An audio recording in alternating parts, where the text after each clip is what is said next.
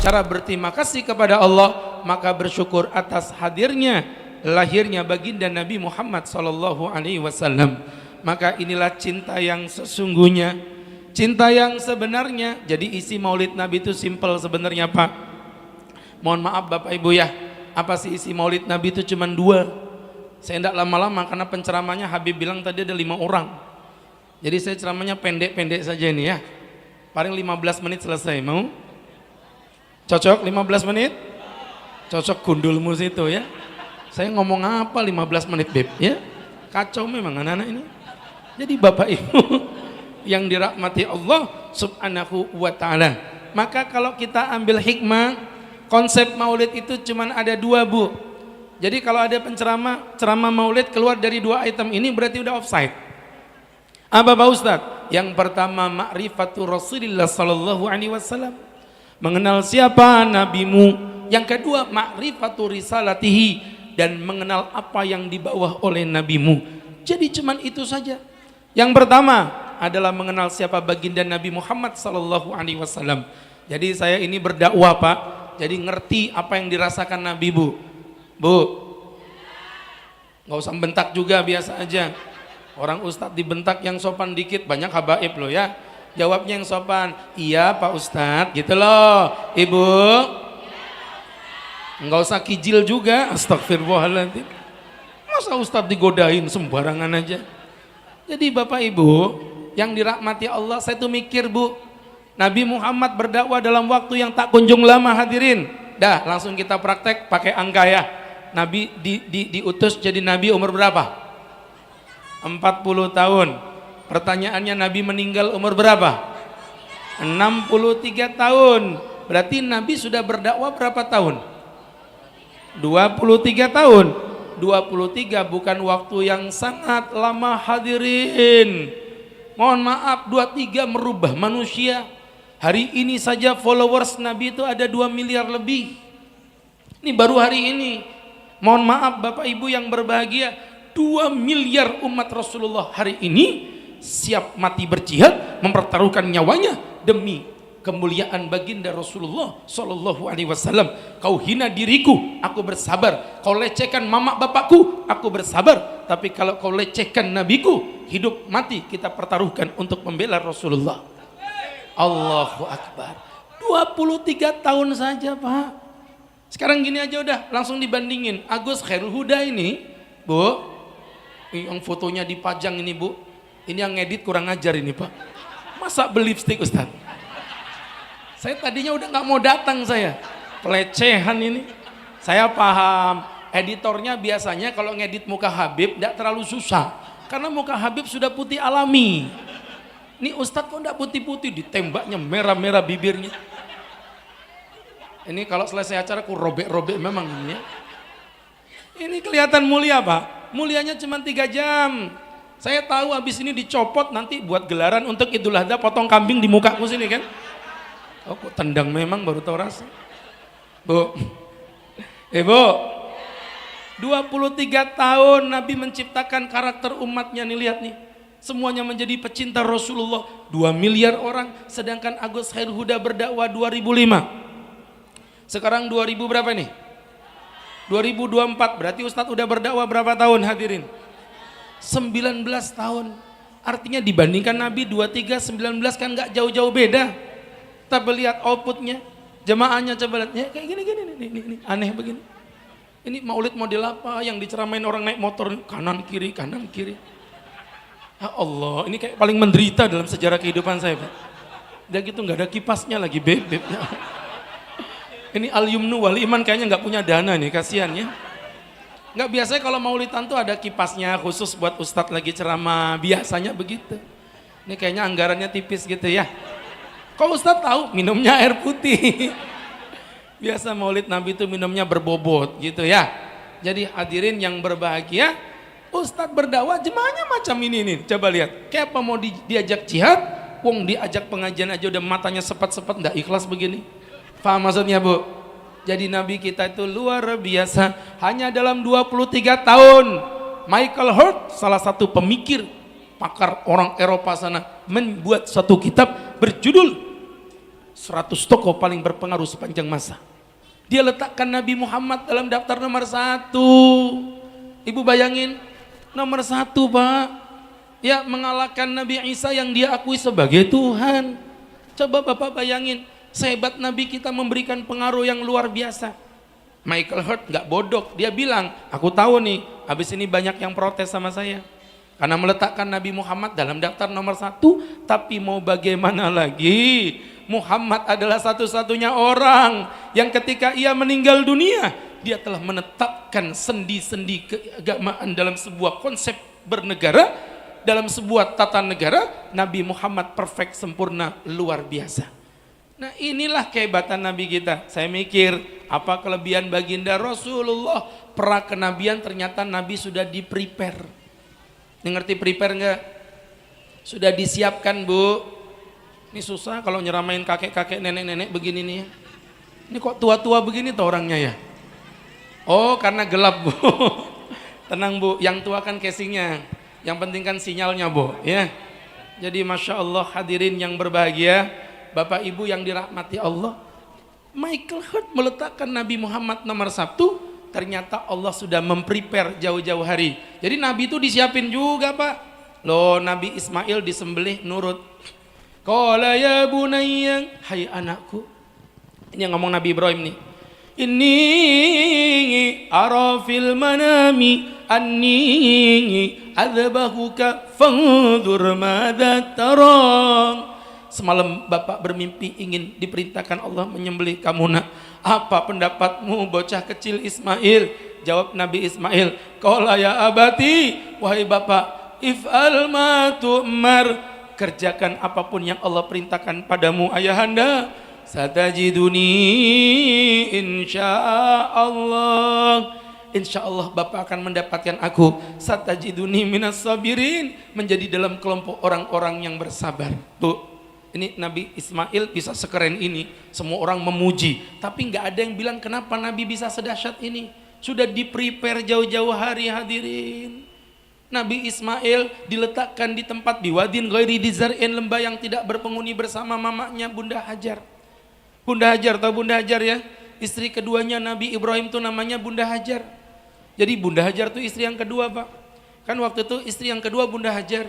Nah Bunda Hajar itu istri yang kedua Pak. Nah istri yang kedua itu namanya Bunda Hajar. Jadi Bunda Hajar itu istri yang keberapa? Allahu Akbar. Itu yang membuat ibu-ibu kalau foto selalu begini. Ya, itu menjalankan sunnah Bunda Hajar.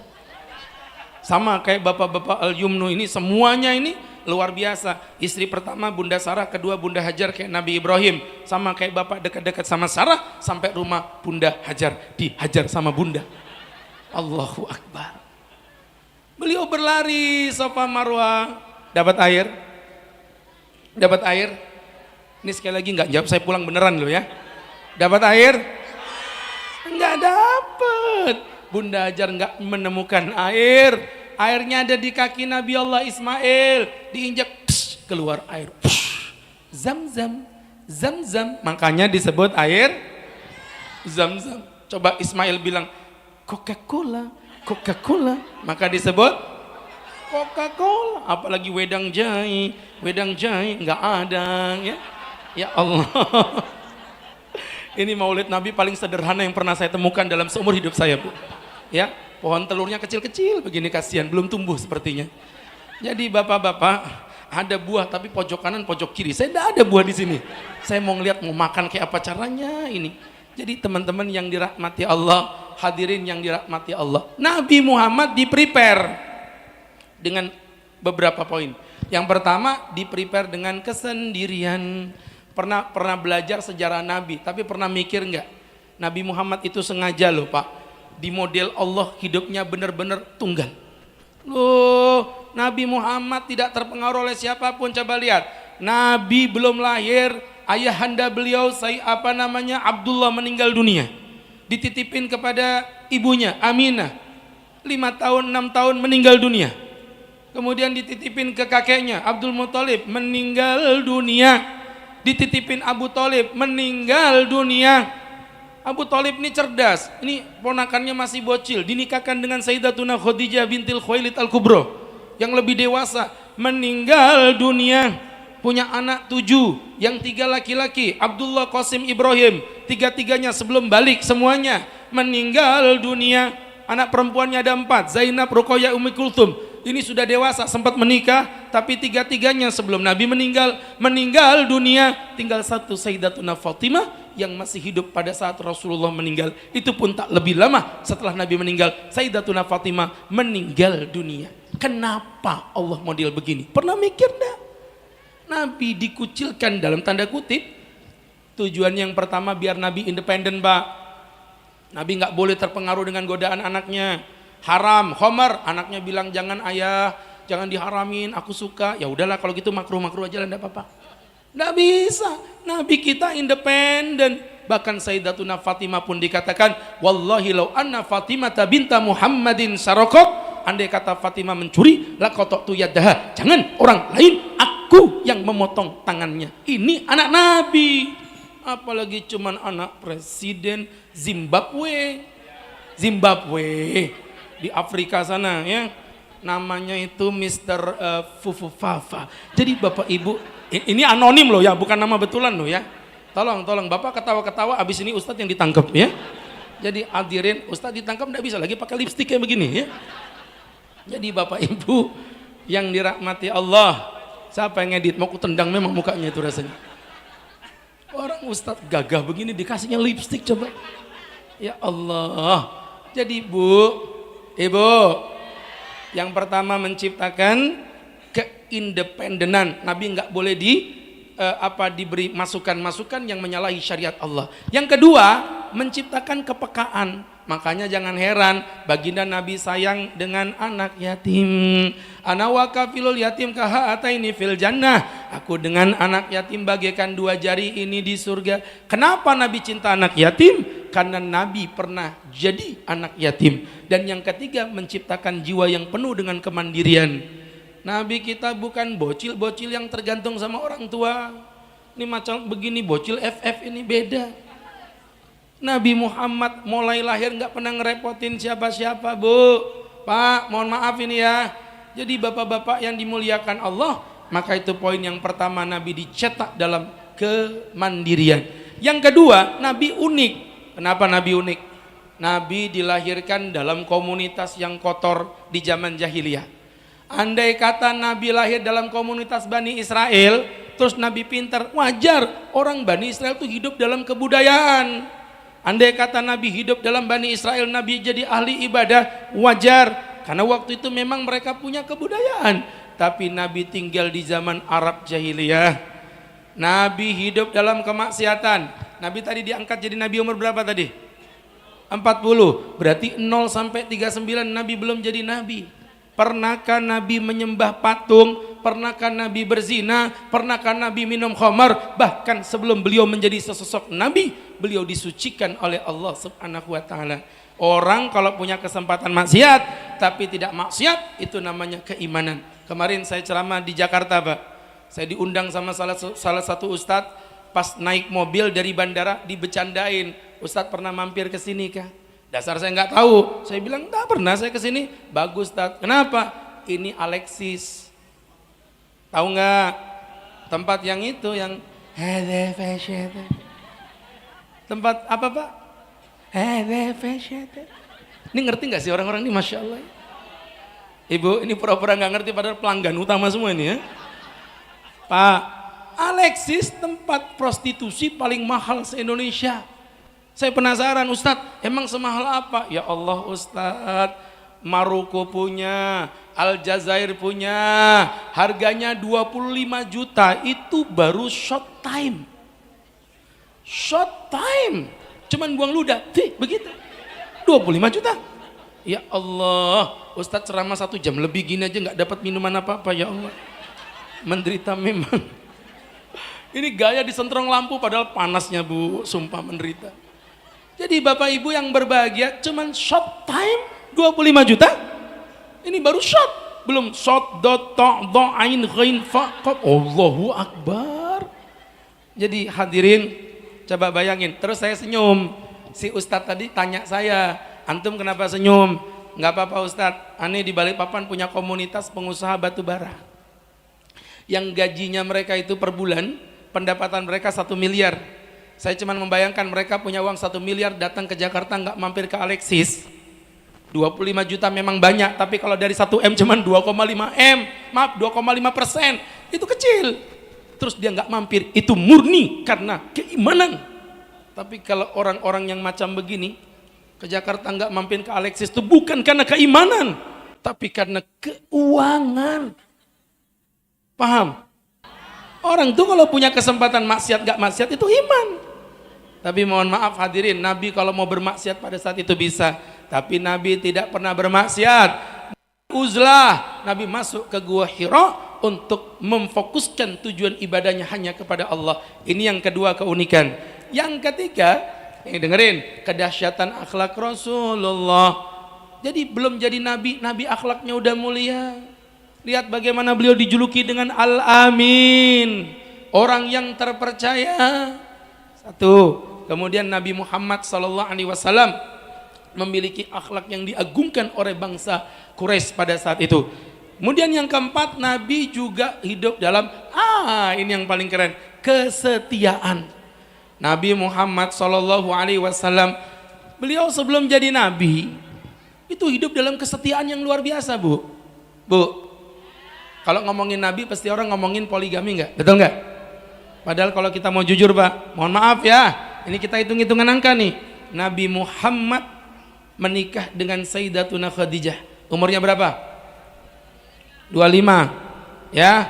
Waktu itu Bunda Khadijah umurnya berapa? 40. Berarti selisih 15 tahun. Waktu itu Sayyidatuna Khadijah meninggal dunia umurnya 65. Berarti umur Nabi berapa? Ibu terusin aja, nggak apa-apa, nggak usah dijawab, ya. nggak usah, liatin aja. Kan selisihnya 15 tahun. Sayyidatuna Khadijah umurnya 65 meninggal, berarti Nabi umur berapa? 50. Berarti dari 25 ke 50, Nabi menikah berapa tahun sama Khadijah? 25. Itu monogami. Nabi tidak pernah berpoligami selama beliau menikah dengan Sayyidatuna Khadijah. Poligami baru dilakukan di saat umur Nabi di atas 50 tahun ke atas, ketika Nabi sudah di Madinah. Kalau Nabi orientasinya seksual, harusnya berpoligami dari umur 50, 40. Kenapa nunggu 50 tahun? Ini kalau logis berpikir Nabi Muhammad menikah bukan karena nafsu. Saya kadang-kadang mikir, Pak, secara psikis Nabi Muhammad menikah poligami itu kayaknya ada unsur yang memaksa beliau. Apa buktinya Pak Ustadz? Nabi Muhammad menikah berpoligami, perhatikan ya, Nabi nikah kebanyakan janda apa perawan? Janda apa perawan? Pertanyaannya, Nabi nyuruh kita menikah umatnya ini, janda apa perawan? Perawan, janda. Ini doyan janda, bocil-bocil ini. Nabi nyuruh kita menikah dengan perawan. Mana dalilnya? Hadis Jabir. Jabir, udah nikah kau? Saya udah nikah Nabi. Bil bikir ambil tayyib, dengan janda apa perawan? Bil tayyib ya Rasul, dengan janda. Halah bil bikir, kenapa enggak dengan perawan? Kau bermain-main dengan dia dan dia bermain-main dengan engkau. Jadi Nabi perintahkan umatnya menikah dengan perawan. Tapi yang janda jangan tersinggung ya. Yang perawan memang lebih menawan, tapi yang janda sungguh lebih menggoda ya. Ini janda muda yang tua nggak usah ketawa-ketawa ya. Jadi Bapak Ibu yang dirahmati Allah Subhanahu wa ta'ala, dengerin Ustaz. Apalagi kalau jentik, tahu jentik? Janda cantik, Allah. Yang paling bahaya kalau gentle apa? Janda getel ya. Allahu Akbar. Nabi Muhammad mayoritas istrinya janda, tapi Nabi ditanya yang lebih bagus perawan. Paham nggak maksud Ustaz, Bu? Berarti di sini ada ketidakcocokan antara Nabi dengan keinginannya, dengan kejadiannya. Mohon maaf hadirin, ayo kita berpikir dengan cerdas. Berarti Nabi Muhammad SAW pada saat menikah bukan keinginan beliau, tapi ada yang menuntun beliau, dan itu adalah Allah. Ngerti nggak? Beliau nyuruh nikah dengan perawan, tapi beliau nikah dengan janda. Gini aja. Ustadz tuh kalau suka perempuan yang kayak apa? Saya, Bu, ya, kalau suka perempuan tuh yang matanya sipit, kulitnya putih, rambutnya lurus. Berarti Ustadz tipikalnya wanita apa itu? Cina. Perhatiin ya, waktu Ustadz kirim undangan, Bapak udah mulai mikir, pasti istri Pak Ustadz mukanya kayak orang Cina ini. Ketika datang di pelaminan, ternyata Ustadz menikah, istrinya berkulit hitam, matanya belotot, bibirnya tebel, rambutnya keribu. Berarti menunjukkan Ustadz nikahnya dipaksa di Papua, sembarangan aja. Dipaksa di Papua. Nggak boleh, kita ini NKRI harga mati, bro. Astagfirullahaladzim, rasis nih bocah ya. Jadi nikahnya dipaksa di Papua. Kusleding memang kakimu baru tahu rasa. Jadi bapak ibu yang berbahagia, berarti menunjukkan Ustadz nikahnya dipaksa. Itu bukan selera sayang. Kok tiba-tiba katanya suka Cina, kok istrinya ternyata negro. Berarti ada yang memaksa ini Pak Ustadz. Begitulah Rasulullah Sallallahu Alaihi Wasallam. Saya kadang berpikir Nabi itu ganteng, sempurna Pak, Masya Allah. Nggak cuman akhlaknya Bu, kalau akhlak lewat sudah, nggak usah dibahas. Wajah Nabi sempurna. Makanya nanti beli kitab namanya Syama'il Muhammadiyah. Beli bukunya Bu, langsung praktek, habis pengajian ambil HP ketik Shopee, gratis ongkir 99 cekling begitu. Ketik Syama'il Muhammadiyah, ibu pelajari sifat-sifat Nabi di situ. Ya Allah, Nabi sempurna, ganteng hadirin. Andai kata bulan itu adalah ketampanan, setengahnya adalah milik Rasulullah, setengah sisanya dibagi dua. Seperempat pertama untuk Nabi Allah Yusuf alaihissalam, seperempat kedua untuk laki-laki semuka bumi, termasuk ini orang-orang ini semua ya, yang pengajian memanjang macam ular ini luar biasa. Jadi bapak ibu serius, saya ini kepala saya mulai pusing Pak sebenarnya Pak. Ya ceramahnya begini, saya ngadep depan ada motor. Masa motor mau saya dakwahi? Jadi Masya Allah hadirin yang berbahagia, yang dimuliakan Allah. Nabi sempurna. Yang qasidah sering dibaca anak-anak kita nih Masya Allah. Saya suka itu kalau dibaca. Biasanya dinukil dari Al-Imam Hasan bin Thabit. Wa ahsanu minka, wa ahsanu minka, wa ahsanu minka lam tara qattu aini. Yang lebih indah darimu yang pernah kupandang tak pernah ada ya Rasulullah.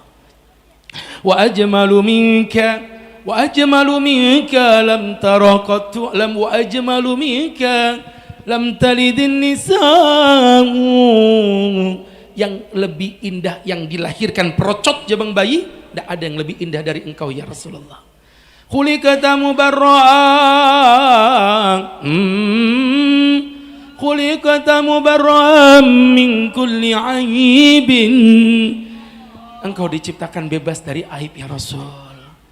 Ka'annaka qad khuliqata kama tasha'. Seakan-akan kau menciptakan dirimu sendiri ya Habiballah. Bu, rambut Nabi gondrong tapi tidak panjang. Dalam hadis dikatakan fauqal ghufra dunal jummah, di bawah lemak telinga, di atas bahu. Segini rambut Rasulullah, menggelombang seperti gelombang laut, mirip kayak rambut bapak-bapak ini, menggelombang seperti gelombang tsunami. Sorot mata Nabi tajam, hidung mancung, bibir mungil, telapak tangan putih. Saking putihnya sahabat bilang, aku melihat urat nadi Nabi seakan-akan ada di luar. Saking putih tangannya Rasul, kelihatan urat hijaunya. Sama kayak tangan bapak-bapak ini, kelihatan hijau-hijaunya. Ketika asam uratnya kambung, itu varises. Masya Allah. Ketiak Nabi putih. Ustaz tahu dari mana? Dari hadis. Masa ngintip? Ada hadis tentang sholat istisqa. Nabi angkat tangannya tinggi. Nah orang berdoa begini, kalau istisqa begini Bu. Nih yang atas bawah begini. Makanya dari situ kata Imam Nawawi, kenapa madhab Syafi'i menganjurkan kalau doa tolak balak dibalik. Nih doa begini, inna nas'aluka salamatan fiddin. Ketika sudah menolak balak, di telapaknya diginikan. Ini diambil dari hadis tentang salat istinja, istisqa, tentang salat istisqa. Karena Nabi tangannya begini, baju Nabi longgar hadirin, nyelorot ke bawah, hatta yura bayadu ibtai, sampai terlihat putih ketiak Rasulullah Sallallahu Alaihi Wasallam. Jadi ketiak Nabi saja putih, bayangkan mukanya. Orang ketiak putih, muka pasti putih. Muka putih belum tentu ketiak putih. Ini ibu-ibu mukanya putih-putih, dalamnya wallahu a'lam bishawab. Enggak tahu Ustaz. Jadi Bapak Ibu yang berbahagia, bisa jadi zebra cross hitam putih cantik, cantik. Jangan dibayangin bro, sembarangan aja. Jadi Bapak Ibu, bahkan keringat Nabi wangi. Nabi tahu dari mana? Ada hadis Bunda Aisyah. Ketika Bunda Aisyah ambil tisu, Nabi lagi guring Pak Ai, istirahat, dilapin keringat Nabi, sama Bunda Aisyah ditaruh di kantong. Bunda Aisyah pergi ke pasar, satu pasar gempar, Aisyah, wangi apa ini Aisyah? Kata Bunda Aisyah, demi Allah tidak ada satu tetes parfum pun yang menyentuh tubuhku selain bekas keringat Rasulullah Sallallahu Alaihi Wasallam. Jadi keringat Nabi saja wangi. Bu, nanti pulang ambil tisu, tungguin suamimu tidur. Cara ngambilnya begini, perhatiin. Taruh di kantong. Ibu pergi ke pasar, pasti gempar semua satu pasar, meninggal dunia keracunan jigung, ya. Nabi dilawan. Khuliqata mubarra'am min kulli aibin. Nabi itu ndak ada aibnya, Pak. Ya, ini kayak gini nih, anak-anak kita lebih suka dengan penyanyi artis. Kenapa? Karena bapak mamanya tidak pernah menjelaskan siapa Rasulnya. Bapak mamanya tidak kenal sejarah Nabi. Anaknya lebih suka sama Jungkook. Saya bilang ngefans sama Jungkook aja jauh-jauh ke Korea Selatan. Tuh di WC Ustaz tuh belakang banyak WC Jungkook. Ya. Jadi Bapak Ibu, tuh nabimu luar biasa.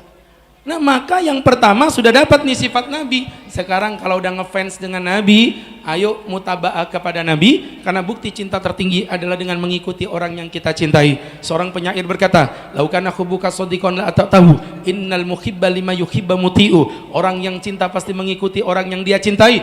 Karena orang cinta tertingginya adalah mengikuti apapun yang diminta oleh orang yang dia cintai.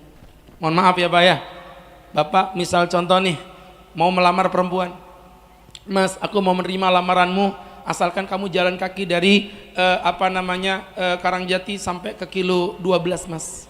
Dijabanin Pak, itu namanya cinta Bu. Aku mau menerima kamu Mas, asalkan mas kawinnya sekuntum mawar merah yang kau petik dari pucuk gunung Bromo. Dijabanin Pak, itu namanya cinta. Orang kalau udah cinta itu Masya Allah, apapun diberinya. Mas ada apa dek? Kamu lihat di atas langit itu tiada bintang di sana Mas. Kenapa dek? Pasti mendung kan? Enggak Mas, bintangnya ngumpul di matamu. Backsound. Wow sembarangan Ibu. Enggak sopan nih, banyak Habib di sini. Jadi Bapak Ibu yang dirahmati Allah, orang kalau cinta ikuti orang yang kau cintai. Ikuti Nabi 4 perkara. Ya sebenarnya ada 6, tapi karena air putih jadi 4 saja ya, biar cepat. Loh Ustadz ini kalau ceramah yang ikhlas Ustadz, jangan beda-beda minuman. Aku nih ikhlas, tapi minuman ini bahan bakar. Jadi kalau wedang jahe itu kayak Pertamax, kalau teh hangat itu Pertalite, kalau air putih bensin eceran. Makanya saya ceramahnya santai-santai saja. Enggak lama paling sebentar lagi selesai nih Bu, tenang aja. Jadi Bapak Ibu, Pak, woi, nih cinta Nabi 4 perkara ikuti dari Nabi. Yang pertama adalah ritual, yang kedua adalah interaksi sosial, yang ketiga manajerial, dan yang keempat adalah personal. Kita akan ikuti satu-satu. Yang pertama ikhlas, nah di situ Bapak udah dapet tuh. Tapi yang kedua syarat diterimanya ibadah adalah ittiba. Harus ikut kanjeng Nabi. Sallu kama ra'aitumuni usalli. Salatlah kamu sebagaimana engkau melihat aku salat. Saya mau tanya, salat duhur berapa rakaat? Salat duhur berapa rakaat? Ada orang al-yumnu salatnya 6 rakaat. Woi, ngapain kau salat 6 rakaat? Mohon izin Pak Ustadz, saya ini banyak dosa. Nah terus apa hubungannya? Saya ini lagi mengikuti program akselerasi percepatan taubat. Niatnya baik apa jelek? Niatnya baik apa jelek? Caranya benar apa salah? mohon maaf, jadi imam panjang bacaannya, maksudnya biar pahalanya gede. Mohon maaf, ini niatnya baik, tapi caranya benar apa salah? Salah. Nabi mengancam, Nabi marah, Mu'ad, afattanun anta ya Mu'ad, kamu ini tukang fitnah Mu'ad. Kenapa ya Rasul? Kamu sholat kepanjangan. Masa Mu'ad bin Jabal sholat begitu panjang dimarahin Rasulullah, bukan dipuji. Ada imam tuh ngimamin di masjid sholat maghrib baca surat Yasin, waladhdallin amin Yasin, makmumnya di belakang, mampus aku mam, terakhir kali aku suruh sholat di belakangmu nih, umma ai wal Qur'anil hakim, makmumnya pergi satu-satu, habis Pak, tinggal satu yang bertahan ini, tapi imam belum sadar sampai tasawuf akhir, assalamualaikum warahmatullahi, astagfirullahaladzim, mana jemaahnya? Habis. Tanya, mana teman-temanmu? Sudah pulang Pak Imam. Kenapa kamu tidak pulang sama mereka? Pak Imam, aku yang pegang kunci masjid ji. Kalau ndak pegang ku pulang juga, kau tendang kepalamu baru tahu rasa. Jadi fitnah. Makanya Nabi bilang, afattanun anta ya Mu'ad, kamu ini tukang fitnah Mu'ad. Akhirnya di belakangmu ada makmum, belakangmu itu ada dhaif, orang lemah, ada kabir, orang tua, ada wadal haja, orang yang punya hajat. Mu'ad, jangan lama-lama, jadi belum tentu niat baik jadi baik. Kalau ternyata ibadahmu salah, ibu mohon maaf Bu ya, ada orang gitu laki-laki datang, sepupu ibu cipiki, niat ibu baik apa jelek? Baik, tapi mohon maaf, cipika-cipiki dengan sepupu boleh apa tidak? Tidak boleh Pak, sepupu bukan mahram. Tahu sepupu ya? Nih Ustadz punya bapak nih, Saskia Gotik punya bapak. Ini ceritanya, bapak Ustadz dengan bapak Saskia Gotik ini saudara kandung. Berarti Ustadz sama Saskia namanya apa? Sepupu. Mahram apa tidak? Tidak. Berarti Ustadz boleh nikah dengan Saskia Gotik enggak? Enggak boleh. Udah punya suami kok sembarangan aja. Kamu pikir aku Ustadz murahan? Cih. Jadi Bapak Ibu yang berbahagia, niat untuk baik belum tentu baik. Makanya sallu kama ra'aitumuni usolli, khudu anni manasikakum, ambil manasik dariku.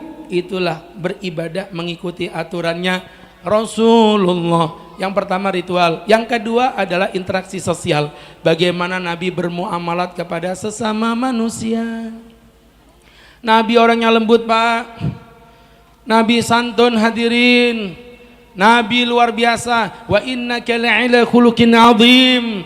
Dalam kondisi akhlak terbaik Rasulullah, tidak pernah menyakiti orang, dan jika disakiti ia bersabar. Itulah baginda Nabi. Nabi bagaikan matahari yang menebarkan cahaya kepada bumi, walaupun matahari tahu bahwa bumi tidak akan membalas sinarnya kepada matahari.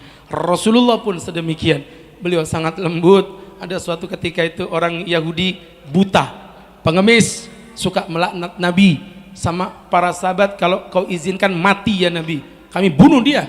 Kata Nabi, jangan.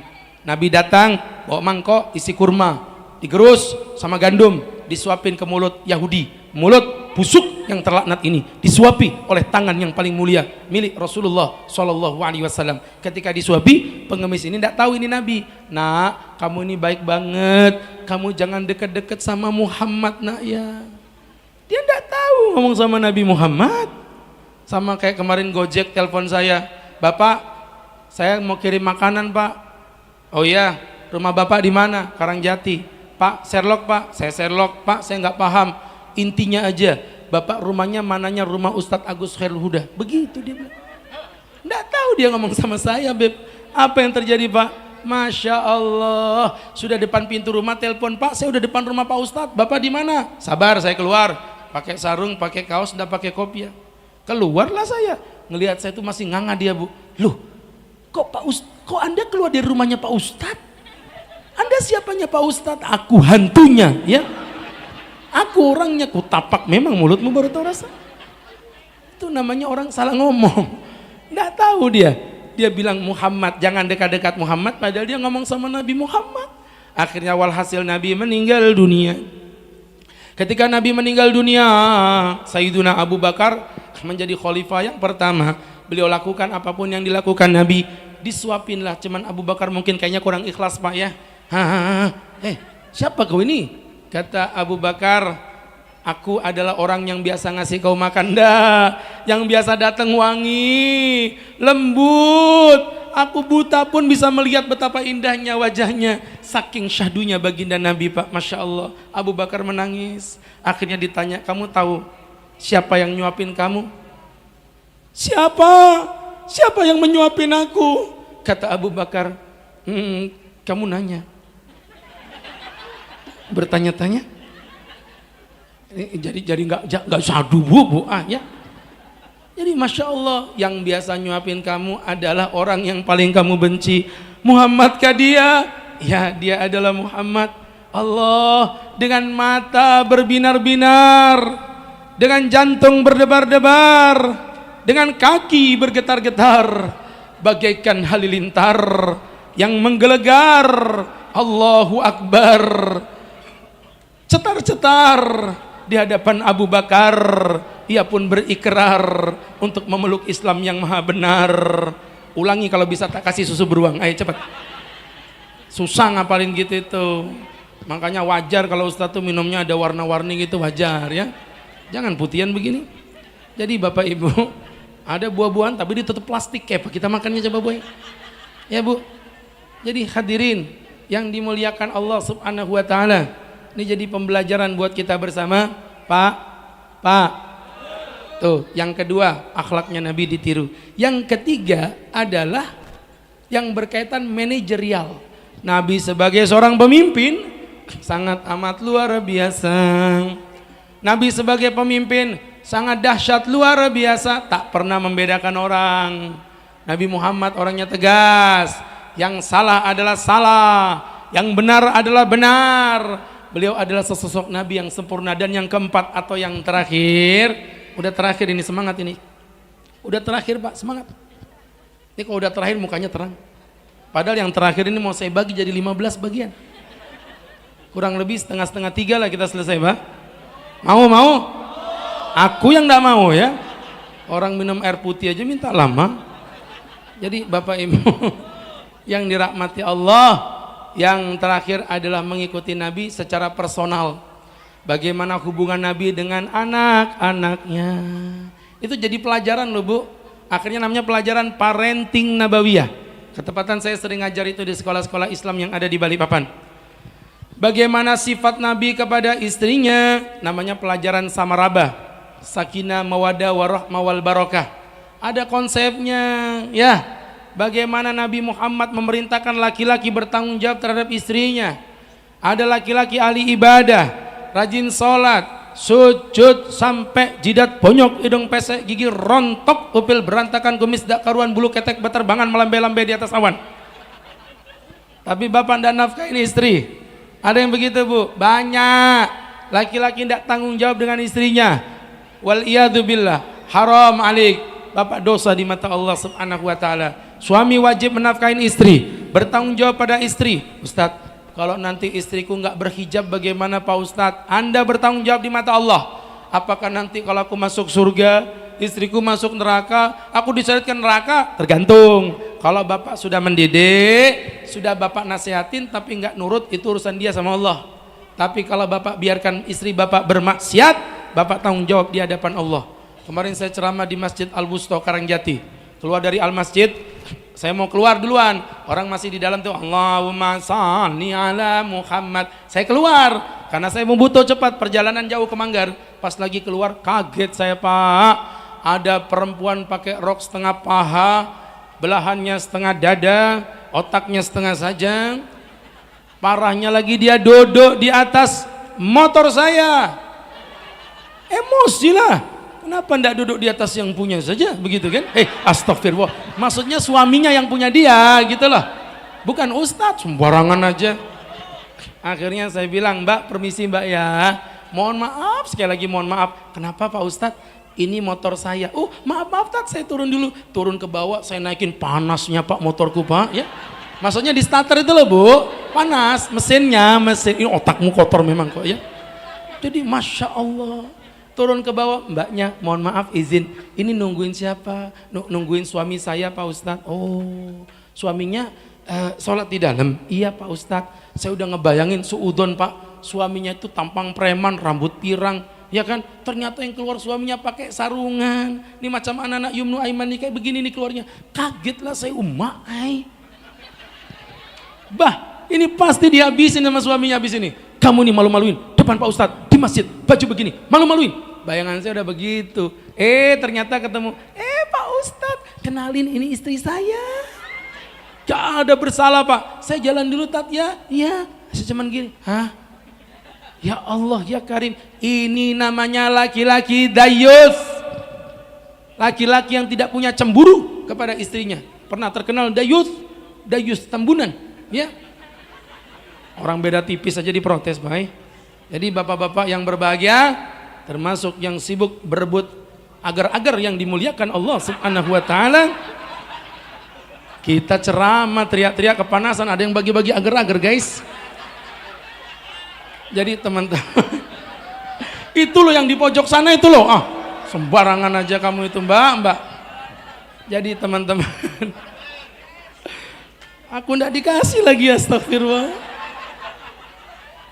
Jadi Bapak Ibu, nggak apa-apa Bu, aman Bu. Saya kalau dengan sama habaib ini sudah kayak keluarga kita Bu. Serius, saya mencintai mereka insya Allah. Jadi biasa udah kayak keluarga gini, biasa didolimi, disakiti seperti ini udah biasa. Nggak masalah Pak ya. Jadi hadirin yang dimuliakan Allah Subhanahu wa taala, itu tadi suami tanggung jawab istrinya. Makanya Bapak ngelihat istri goyang-goyang di TikTok, joget-joget ndak karuan, Bapak diem, Bapak tanggung jawab di hadapan Allah. Minimal Bapak nasihati. Setelah Bapak nasihati, mereka masih suka goyang-goyang depan TikTok, urusan mereka di hadapan Allah. Mereka mempertanggungjawabkan di hadapan Allah. Hati-hati ibu-ibu, pelacur menjual tubuhnya demi uang, bisa jadi uangnya dibuat untuk perbuatan baik. Pelacur menjual tubuhnya demi mendapatkan uang. Lah ada perempuan wanita muslimah pakai jilbab, joget-joget di TikTok hanya mengejar like, share, and follow, man. Astagfirullahaladzim. Jelas ya? Nih laki-laki jaga istri. Istri nurut sama laki. Dengerin apapun yang diperintahkan suami, nurut. Dek, pakai baju warna hijau, nurut. Pakai baju warna biru, nurut. Dek, pakai baju you can see. You can see my ketek. Nggak boleh. Kemarin Pak saya kedatangan tamu. Nih saya closing dengan cerita nih. Kalau mau diceritain saya ceritain, tapi kalau nggak mau juga nggak apa-apa. Tampaknya nggak mau ya sudah. Baik. Kalau nggak mau kita lewatin skip berikutnya. Terima kasih. Kita cukup sekian dulu. Nggak mau nggak? Udah telat, males. Saya kalau nggak dapat puding begini nih, emosi bawaannya.